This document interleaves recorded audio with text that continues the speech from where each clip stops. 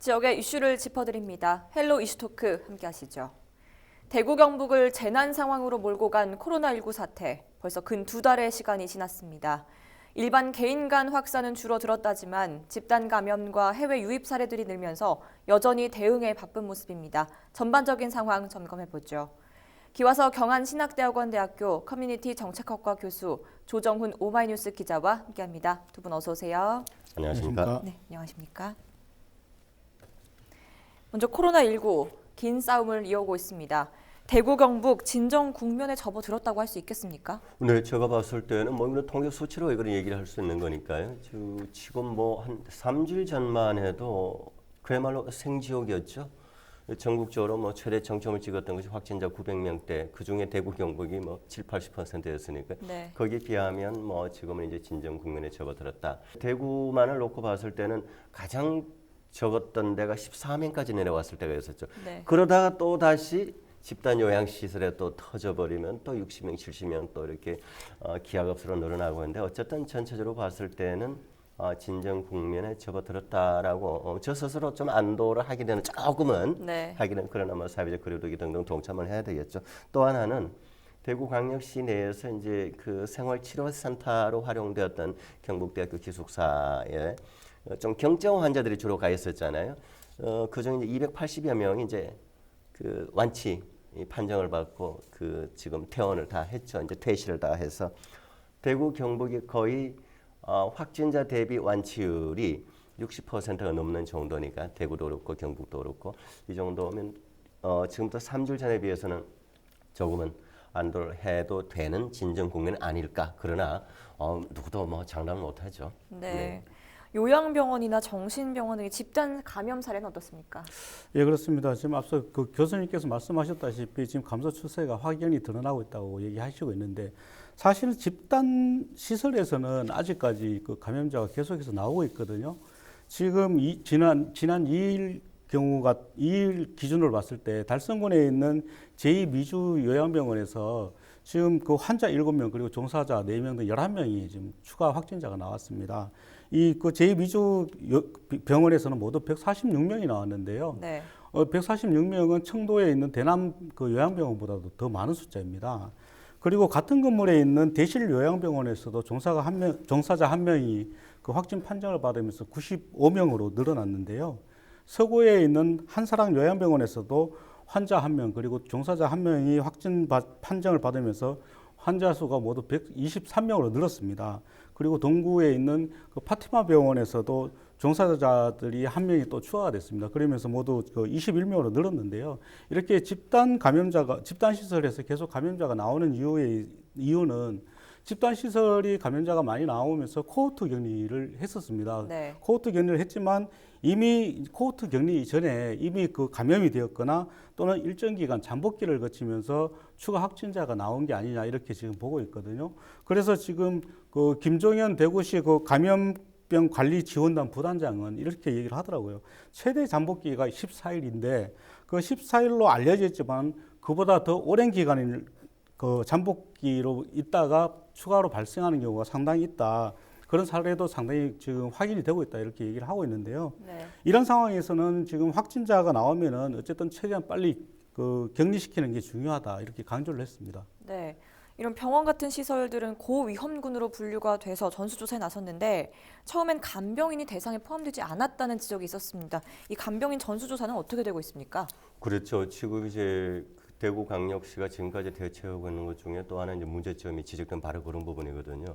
예를 들어서 이제 그 달성군의 대실 그 요양원에 문제가 생겼으면 그 바로 같은 건물에 있는 정신병동 또 동시에 또 전수조사를 했었으면은 조금은 빨리 좀 코호트가 됐을 수 있었는데 뒤에 또 조사를 하다 보니 이미 터지고 난 다음에 네. 이런 식으로 하다 보니 막상 또 어느 시점 되니까 아하 이거 병원에 근무하는 간병인들 소위 뭐 요양보호사래 이런 분들 많잖아요. 네. 이런 분들 조사를 놓친 거예요 이걸 이제 뒤에 이제 하게 됐는데 사실 이 부분은 간병인 하시는 분들이 외국에서 오신 분들 많아요. 특히 중국 네. 우리가 하는 이제 뭐 조선족이라 표현을 하시는데 비하에서 하는 얘기는 아니고요.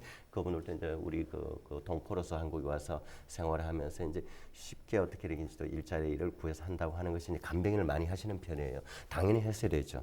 그러나 어쨌든 좀 늦긴 했지만 대구시에서 이런 그 병원에 근무하는 간병인 그리고 이제 정신병동에 있는 환자 그리고 이 그 직원 전부 전수조사를 4월 1일자로 완료를 했다고 합니다. 그 결과는 지금 이제 간병인의 전수조사 결과는 95%가 음성으로 나왔고 일부가 이제 확진이 나오는 거고요. 그다음에 이제 그 정신병원 관련된 이제 전수조사는 아직도 지켜봐야 됩니다. 50% 정도의 이제 결과만 놓고 있고 나머지는 이제 결과가 양성인지 음성인지를 이제 확인을 해봐야 되는 상황입니다. 네. 이 부분에 있어서 제가 앞서 얘기했지만은 놓치는 부분이 없어야 되는 거거든요. 간병인을 놓치면 안 되고 환자를 놓치면 안 되고 직원을 놓치면 안 되는데 다 같이 해야 되는데 그러다 보니 간병인이 또 추가 확진 경우가 또 생겼어요. 계명대 대구동산병원 그리고 서구 소재는 한신병원이라는 곳에서 추가 확진자 근무자가 확진되는 상황이 또 사례가 또 생기기도 했습니다. 네. 또 지금 새롭게 주목받고 있는 것이 해외 유입 사례입니다. 지금 어느 정도인지 또 어떻게 대응하고 있는지도 살펴보죠. 예, 그렇습니다. 그동안 이제 경상북도 같은 경우는 그 요양원이라든지 이런 생활시설에 대해서 그 선제적 코드 격리를 했었습니다. 그러면서 확진자가 많이 줄일 수가 있었고요. 네. 대구에서도 지금 정신병원이라든지 또 요양병원에 대한 전수조사를 하면서 이제 확진자가 어느 정도는 지금 줄어들고 있습니다. 그런 반면에 지금 해외에서 들어오는 해외 유입 사례가 상당히 늘고 있는데요. 지금 그 해외 유입 사례가 전체 약 5.7% 정도로 나오는 것으로 지금 집계가 되고 있습니다. 집단 발생 사례 같은 경우는 지금 전체적으로 그 83.5%가 되는데 해외에서 오는 게 지금 5.3%라면 상당히 높은 수치거든요. 그 사이에 이제 사실 신천지 같은 경우는 상당히 많이 줄었습니다. 지금은 약 한 50% 내외로 지금 이렇게 보이고 있고요. 네.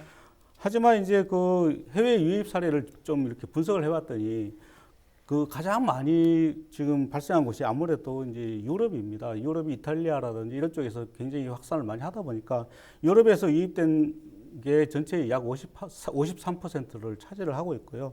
또 최근에는 이제 미국에서 유입 그 확산을 심하게 하면서 미주 쪽에서 들어오는 게 약 32%를 차지를 하고 있습니다. 그리고 중국을 제외한 그 아시아 지역에서 유입한 사례는 약 11% 되는데요. 정작 그 첫 코로나 확진자가 나왔던 우한을 포함한 중국에서 유입된 거는 3%에 불과하거든요. 그래서 이제 어쨌든 그 이런 해외 유입 사례가 지금 상당히 늘어나고 있긴 하지만 이제 앞으로 그 외국에서 입국하는 사람들이 점점 줄어들면서 이 유입 사례도 좀 줄어들지 않겠나 이렇게 보여지고 있고요. 그 실질적으로 이제 그 지난 3월달 한 달 동안에 이제 그 해외에서 유입된 입국자들을 이제 살펴보면은 알 수가 있겠는데 첫 주와 마지막 주 입국자 수가 약 93% 정도 차이가 납니다. 93%나 줄었다는 것이죠. 네. 그러면서 그 해외 입국자 수가 상당히 줄어들면서 해외에서 들어오는 지금 환자 수도 상당히 줄어들 것이다 이렇게 보고 있습니다. 그리고 지금 정부에서 무조건 해외에서 입국하는 경우는 약 2주간 자가격리를 실시를 하도록 했기 때문에 이제 앞으로 이런 추가적인 대응이 나오면서 확진자 수는 상당히 줄어들지 않겠나 이렇게 보여집니다. 네. 이 자가격리 같은 경우는 위반 시 구속 수사도 가능하다고 돼 있죠. 네, 그 굉장히 강력하게 좀 강도를 높였죠. 그 자가격리를 위반해서 그 이탈을 해서 지역사회 감염을 하거나 뭐 돌아다니는 경우에 이제 바로 발각이 되면 인신 구속을 바로 하겠다. 네. 그리고 동시에 이제 이거는 이제 법적인 검역법에서 이루어지는 겁니다. 법역법에 의해서 검찰청에 대검찰청에도 전국에 이제 검찰청에 그 일종의 이제 수사 가이드라인을 이제 이미 내려 보냈죠. 거기 이제 기본적으로 이제 문제가 있는 건 구속 수사도 하고 구속 수사 한다는 결국은 이제 그 기소를 해서 벌금을 매기거나 이제 형벌을 주는 건데 기본적으로 이제 그 1,000만 원 이하의 벌금 그리고 1년 이하의 구속까지도 할 수 있는 네. 그 징역을 이제 한다는 거죠. 이 정도는 이제 강력하게 사실은 좀 더 빨리 했어야 돼요. 저는 그렇게 생각을 합니다.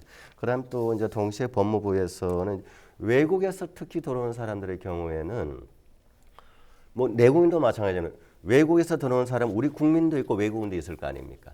국민이 됐든 외국인이 됐든 이제 그 이동 앱을 설치하기 위해서 그 사람이 가는 그 지자체가 전담 관리를 하게 됩니다. 어떤 사람이 뭐 안동에 온다면 안동시의 담당 방역 담당자가 이제 관리를 하게 되고 이렇게 이제 움직이시는데 그렇게 하도록 하기 위해서 들어오는 입국자의 주소라든지 그 사람이 이제 거주할 곳, 연락처 이런 것을 이제 그 전산 시스템화해서 공유하도록. 이걸 또 조금 더 이제 지금까지는 조금 이걸 공유나 연락을 하는 체계였다면 이걸 이제는 이 시스템이 조금 이제 진화되어서 바로 일괄 해당되는 지자체와 바로 연결이 돼서 지자체는 어느 사람이 어느 외국인이 우리 지자체에 오는구나, 몇 명이 오는구나, 인적 사항이 뭐냐를 바로 확인이 될 수 있도록 조회 시스템을 구축을 했다라고 합니다. 네. 최근의 증상과 상황에 대해서는 전문가의 소견도 필요해 보입니다. 전화 연결 통해서 이야기 나눠보죠.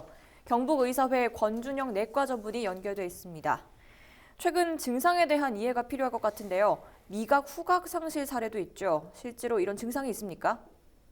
최근 대구광역시 의사회 코로나19 대책본부는 확진 후 입원 대기 환자를 대상으로 전화 상담을 통한 조사를 하였는데 후각과 미각 상실이 신종 코로나 바이러스 감염증의 증상일 수 있다는 결과를 지난 25일 발표했습니다. 코로나19 확진자 3,191명 가운데 15.3%가 후각 또는 미각에 문제가 있는 것으로 나타났는데 응답자 가운데 12.1%가 후각을 잃었고 11.1%는 미각에 문제가 있었습니다. 후각과 미각 모두 이상이 있다고 답한 확진자는 7.9%였습니다. 외국 사례에서도 비슷한 소견들이 발표되었는데요. 갑자기 냄새를 잘 맡지 못하게 되거나 맛을 느끼지 못하게 된다면 코로나19 가능성이 있다고 밝히고 특히 후각 상실증은 다른 증상 없이 코로나19 검사 결과 양성인 환자에서 나타났다며 이들이 숨겨진 바이러스 보균자일 수 있다고 말하고 있습니다. 그 원인은 명확하지 않고 코로나 바이러스에 의해 후각과 미각신경의 염증으로 인한 일시적 기능 마비가 생긴 것이 아닌가 추정하고 있습니다. 네. 공기 중 감염과 재발 가능성도 주시하고 있는데요. 소견을 듣고 싶습니다. 최근 공기 중 감염에 대한 우려가 계속 나오고 있는데요. 현재까지는 주로 비말 감염에 의한 밀접 접촉자 간 감염이 주된 경로이고 공기 중 감염은 거의 없는 것으로 보고 있습니다. 단 외부 환기가 잘 되지 않는 폐쇄된 공간 내에서의 공기 중 감염은 그 가능성이 우려되고 있는 상황입니다. 그리고 재감염과 재발에 관한 것도 문제가 되고 있는데 재발은 동일한 코로나 바이러스가 완치된 것처럼 보였다가 다시 증상이 발현되는 경우를 말하고 재감염은 첫 번째 코로나 바이러스가 사라지고 나서 또 다른 코로나 바이러스가 인체에 침투하는 것을 말합니다. 만약 재감염이 이루어진다고 하면 이것은 새로운 문제일 수가 있는데 이것은 자연 감염 후에 확실한 면역력이 생기지 않아서 재감염되는 것이므로 백신을 개발해도 그 효과에 대한 의구심이 들 수 있기 때문입니다. 현재까지는 재감염보다는 재발에 무게를 더 두는데요. 코로나19에 감염되었다가 완치 판정을 받은 사람도 면역력에 문제가 생기거나 바이러스가 정식할 요건을 다시 갖추면 감염병이 재발하는 것입니다. 그래서 코로나19 완치 판정 후에도 바이러스가 완전히 없어졌다고 단정적으로 말할 수 없기 때문에 완치 후에도 건강관리를 잘 해야 됩니다. 전문가들은 아직까지는 재발과 재감염에 관한 결론을 이끌어낼 만한 충분한 데이터가 쌓이지 않았기에 더 연구가 필요하다고 말하고 있습니다. 네, 말씀 잘 들었습니다. 권준영 경북의사회 내과 전문의와 이야기 나눠봤습니다. 피해 지원 신청 상황도 알아보죠. 생계 지원 신청이 속출하고 있는데 이 부분 어떻습니까? 네, 그렇습니다. 경상북도 같은 경우는 지금 그 피해를 입은 상당한 그 취약계층 주민들에게 그 긴급 생계 자금을 주기로 했고 또 그 자영업자나 소상공인에게도 생계 자금을 그 지금 지원하는 것을 결정을 했지 않습니까? 했습니다. 그리고 이 외에도 취약계층들에 대해서는 고용노동부와 함께 그 최대 그 430억 원 정도를 특별 지원을 하겠다 이렇게 밝히고 있는데요. 네. 지원 대상은 지난 2월 23일 이후에 코로나19 확산으로 인해서 그 어려움을 겪고 있는 학원 그 강사 또는 방과후 학교 교사 또는 그 문화예술 종사자 등입니다. 이들을 그 특수 형태 근로 종사자라고 하는데요. 이들이든지 또는 프리랜서에 대해서는 하루 그 일당을 25,000원씩 최대 한 달에 50만 원 정도를 그 지금 지원을 하겠다 이렇게 밝히고 있고요. 또 그 이들에 대해서는 최대 2개월까지도 지원을 해주겠다라고 밝히고 있습니다. 그리고 그 피해 사업장의 경우에도 그 무급휴직 근로자에게는 영업일 5일 이상 그 근무를 하지 못할 경우에 100인 미만 사업장에 대해서는 일당을 하루 일 2만 5천 원씩 최대 월 50만 원 그리고 무급휴직 일수의 총 40일 정도를 지원을 해주겠다고 밝히고 있고요. 또 실직자의 경우에는 그 희망 일자리 사업을 통해서 그 방역 일자리 등 그 일자리를 지원을 하고 또 그 1인당 최대 월 180만 원을 지원을 하겠다 이렇게 밝히고 있습니다. 네. 그리고 특히 이제 코로나19로 인한 사각지대인 그 취약 업종을 그 우선 지원 대상으로 삼겠다라고 밝히고 있는데요. 이들에 대해서는 우선적으로 지급한다는 방침입니다. 네, 그러면 신청 방법이나 대상은 어떻게 되는지 기 교수께서 짚어주시죠. 네, 한 세 가지로 좀 구분해서 좀 얘기를 좀 해드려야 될 것 같습니다. 먼저 첫 번째는 그 7대 취약 분야.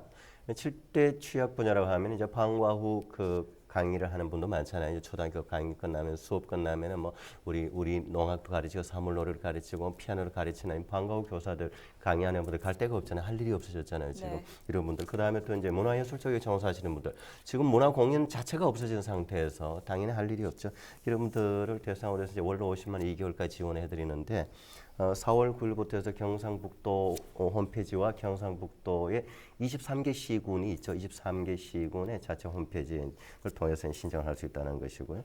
그 다음에 두 번째는 이제 일자리를 잃은 그야말로 실직자들의 이제 일자리 사업을 이제 별도로 지금 그 신청을 받아서 제공을 하겠다. 이제 대체적으로 이제 이런 일자리 지금 이제 이 코로나 상황이기 때문에 방역과 관련된 일자리들이 좀 필요하니까 이 부분들을 제공을 하겠다는 것. 그 다음에 세 번째는 그 지금 중소자영업자 소상공인들 굉장히 어렵잖아요. 그치? 1조 원의 그 자금을 가지고 거의 뭐 산무 특별 자금을 제공하겠다. 산무라고 하면 무담보, 무이자.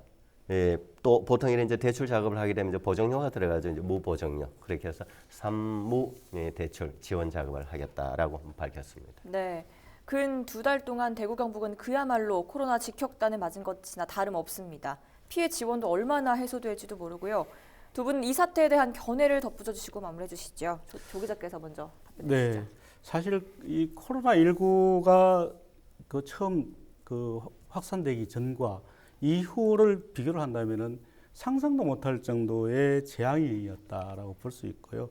그래서 지금 그 정부나 지자체가 상당히 그 나서서 어려움을 겪고 있는 많은 분들에게 지금 그 자영업자라든지 소상공인이라든지 또 일반 그 저소득층이라든지 이런 분들에게 긴급 생계자금을 지원을 해주고 있습니다. 하지만 어쨌든 그 이런 상황에서도 이겨내야 되지 않겠느냐라고 보여지고요. 그래서 어쨌든 지금 최악의 그 이제까지 겪어보지 못한 이런 상황을 경험을 하고 있지만 꼭 그 어려움을 같이 이겨냅시다라고 말씀을 드리고 싶습니다. 네. 네, 저는 이제 국가적으로는 국가적이든 지역적이든 빨리 이 사태가 종식이 돼야만이 뭐 중소자영업자들 그리고 우리 모든 국민들이 일상으로 돌아갈 수 있잖아요. 그런 차원에서 이제 국가적으로 중앙정부 차원에서는 좀 더 강력하게 좀 이 처벌할 건 처벌해야 된다는 거, 격리해야 된다는 거. 그다음에 이제 지역적으로는 이제 뭐 시간이 없어 다 얘기를 못 드리겠습니다만 이제 이 사회적 거리두기에 동참하지 않는 경우 아직도 있습니다. 저 개인부터 해서 우리 모두가 다 같이 사회적 거리두기 동참해야 되는 방금 경북의사회 그 전문가 얘기 있었잖아요. 네. 밀폐된 공간에서는 공기 중에 감염도 우려된다고 하는 거 이걸 꼭 명심해서 정말 사회적 거리두기에 동참했으면 좋겠습니다. 네, 두 분 의견 잘 들었습니다. 코로나19가 장기화되면서 지역 전반에 피해가 큰 상황이고 이제는 해외 유입 사례 관리도 철저히 이루어져야 하는 상황입니다. 정부와 지자체의 원활한 대응이 계속해서 이루어졌으면 하고요. 오늘 함께해 주신 두 분 말씀 고맙습니다. 네, 고맙습니다.